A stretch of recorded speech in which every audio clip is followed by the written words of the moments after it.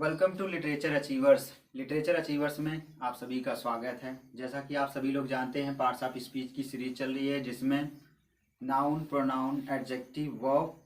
अब जो आपका सीरीज चल रहा है वो आपकी एडवर्ब है, जिसमें रूल नंबर 1 डिस्कस हो चुका है। रूल नंबर 2 पर आज चर्चा होनी है।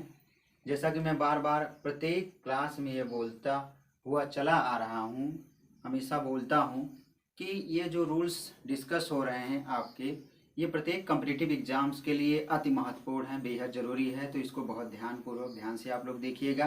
तो आइए देखते हैं रूल्स ऑफ एडवर्ब में रूल नंबर 2 क्या कैसे है, उसको देख लेते हैं। रूल्स ऑफ एडवर्ब में रूल नंबर 2 आपका है, जब किसी वाक्य में एक्सिलरी वर्ब, जिसे आप लोग सहायक क्रिया बोलते हैं, एक्सिलरी वर्ब तथा प्रिंसिपल वर्ब, जिसे आप लोग मुख्य क्रिया बोलते हैं, का प्रयोग होता है, तो एडवर्ब उन दोनों के बीच में आता है। एडवर्ब की बात हो रही है यहाँ पर, एडवर्ब के प्लेसिंग की बात हो रही है कि एडवर्ब कहाँ पर आता है।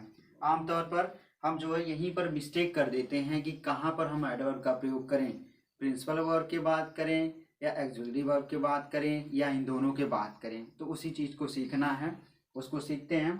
वंस अगेन आपका जो रूल नंबर 2 है, जब किसी वाक्य में एक्सिलरी वर्ब्स तथा प्रिंसिपल वर्ब मुख्य क्रिया का प्रयोग होता है, तो एडवर्ब उन दोनों के बीच में आता है। With the help of examples, कई एग्जाम्पल्स के माध्यम से हम समझने की कोशिश करेंगे, जो कि आपके सामने जो एग्जाम्पल्स दिख रहे होंगे स्क्रीन पर, तो उनको बहुत ध्यान से आप लोग देखिएगा, ध्यानपूर्वक। एग्जाम्पल्स में द वेरी फर्स्ट एग्जाम्पल है, I have often told you to visit that place. इस एग्जाम्पल को एक बार आप लोग देखिए बहुत ध्यानपूर्वक। I have often told you to visit that place.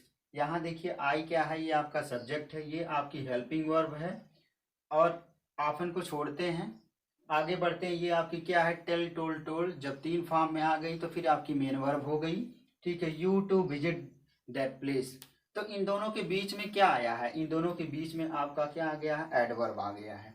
ठीक है, तो इसी नियम को आपको अच्छे तरीके से समझना है कि जब हेल्पिंग वर्ब तथा मेन वर्ब जिसको आप प्रिंसिपल वर्ब नाम देते हैं, दोनों आ जाएं या दोनों का सीक्वेंस लाना हो, दोनों को सीक्वेंसली रखना हो, तो कौन सा सीक्वेंस हम अप्लाई करेंगे सेंटेंसेस में, जिससे कि हमारा सेंटेंस जो है, वाक्य जो है, वो क्या हो जाए, वो सही हो जाए। तो उसके लिए आपका यही नियम है कि जब किसी वाक्य में एक्सिलरी वर्ब तथा प्रिंसिपल वर्ब मुख्य क्रिया का प्रयोग होता है, तो एडवर्ब उन दोनों के बीच में आता है। उन दोनों के बीच का मतलब आप देखेंगे, आई हैव तुरंत जो है एक्सिलरी वर्ब के बाद, या जिसे आप हेल्पिंग वर्ब बोलते हैं, उसके तुरंत बाद क्या आ गया, उसके तुरंत बाद आपका एडवर्ब आ गया है। तो इस तरीके से आप प्रयोग करेंगे तो चीज़ों को अच्छे तरीके से समझ लेंगे और आपका सेंटेंस जो है सही रहेगा। नेक्स्ट आपका, he will surely get good marks. इसके स्थान पर अगर हम ये बोल देते हैं, ही surely will get good marks, he surely will get good marks. देखने में कैसा प्रतीत हो रहा है, सुनने में आपको कैसा दिख रहा है? सुनने में आपको ये दिख रहा है कि ये जो है सेंटेंस सही है, लेकिन इसमें ध्यान देंगे आप, वही नियम अप्लाई करेंगे। जब दोनों वर्ब्स आ गई हैं तो आपकी हेल्पिंग वर्ब के बाद आपका एडवर्ब रहेगा, उसके बाद मेन वर्ब लिख करके शेष जो बचेंगे उसको आप लोग सेट कर देंगे, उसको आप लोग रख देंगे इस तरीके से। तो ये चीज़ है आपका। तीसरा आपका एग्जाम्पल है, he will certainly help me. अगर हम यहाँ पर ये बोल देते, he will help me certainly, तो कैसी बात रहती, इसको आप लोग बताइएगा। नेक्स्ट आपका है उसी पर related, he certainly will help me, इस तरीके से आ जाएगा। तब फिर कैसा बनेगा, दोनों बातों को आप लोग ध्यान से सुनिए, दोनों सेंटेंसेस जो हम बता रहे हैं उसको ध्यान से सुनिए, तो कुछ अलग बात होगी।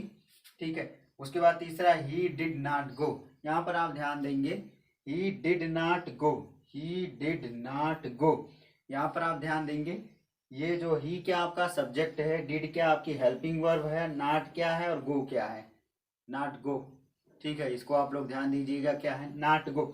यहाँ पर ये हम समझा, मतलब समझने की आप लोगों के साथ कोशिश कर रहे हैं कि ये जो नॉट है ये आपका क्या है, ये एडवर्ब है। ध्यान दीजिएगा, पार्ट्स ऑफ स्पीच की दुनिया में अगर केवल नॉट की बात कर दी जाए तो क्या आपका है, ये एडवर्ब है। उसी तरीके से 2 टू होते हैं, एक आपका टी डबल ओ है और एक आपका टू है।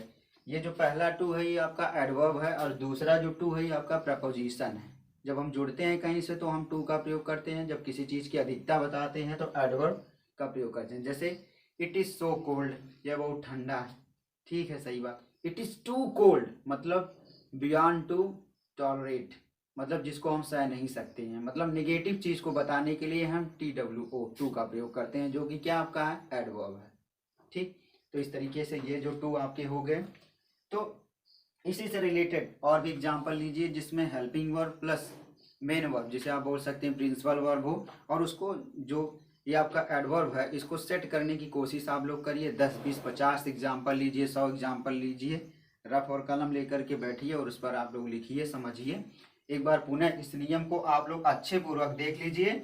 और आप लोगों से मैं हमेशा ये जो है कहते हुए चला आ रहा हूँ, जब भी आप ये रूल देखें, अगर समझने में कोई भी दिक्कत हो, कोई भी कठिनाई हो, तो इसको आप लोग अच्छे से नोट कर लीजिए। इसको आप लोग अच्छे से नोट कर लीजिए, सही से समझ करके बढ़िया से आप लोग नोट कर लेंगे तो ये आपके लिए आपकी नोट जो है, जो कॉपी रहेगी, नोटबुक्स जो रहेगी, वो बड़ा हेल्पफुल रहेगा। जब भी आपको कहीं से कोई प्रॉब्लम होगी, जब भी कहीं आप फंसेंगे, तो ये रूल जो है आपको बहुत ज़्यादा जो है मददगार रहेगा, बहुत अच्छे पूरक जो है आपके काम आएगा। Thank you so much.